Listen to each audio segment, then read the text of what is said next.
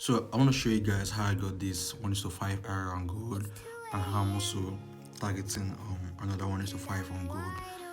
So I'm going to show you guys the entry is very simple and precise. This one very precise entry.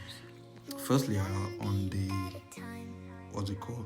On the 4 hour time frame, my bias is already overall bullish. It's bullish from this POI here, over here, this one. There's this structure here for a buy. So when I saw this double break of structure here, I get in it, inducements, and this is my POI for a buy around here. This is my POI.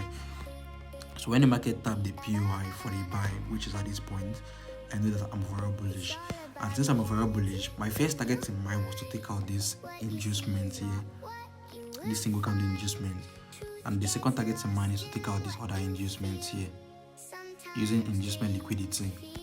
Now for the first entry, which was on Friday, I actually saw this setup on 2 hours time frame, double break of structure from ESF, this structure here, then this inducement here.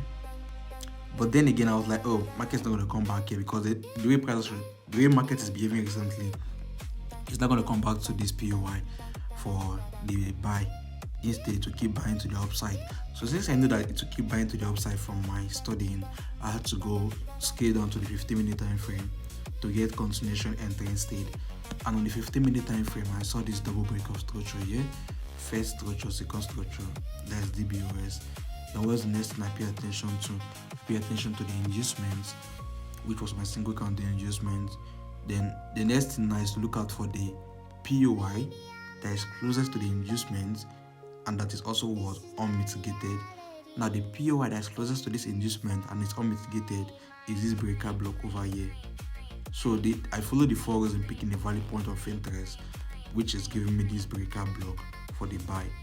And like I always tell my students, you put your stop loss below what? A bit below the OB, or just close to the OB like this, because sometimes the market might pierce through the breaker block with speed. This is a breaker, but if I pierce through it with speed, I get in it. If your stop loss is too tight to the breaker block, the market will just take you out like this and then start going to your direction. To avoid that, I always tell them to put their stop loss below weak liquidity. Now that was how I target. My target for this buy was just to take out the inducements for the sell.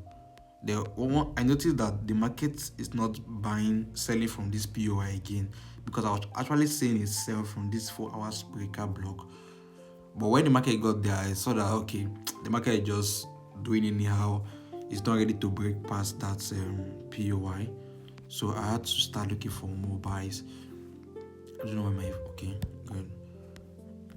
I had to start looking for more buys over here. You can see in this place, I noticed that this whole area is looking like what? Liquidity for this POI above for the sell. So that's why I had to look for more buy entry on the 15-minute time frame. Which on the 15-minute time frame, I saw this double break of structure, then single candle inducement. Where's the POI that's closest to the inducement is this breaker block here.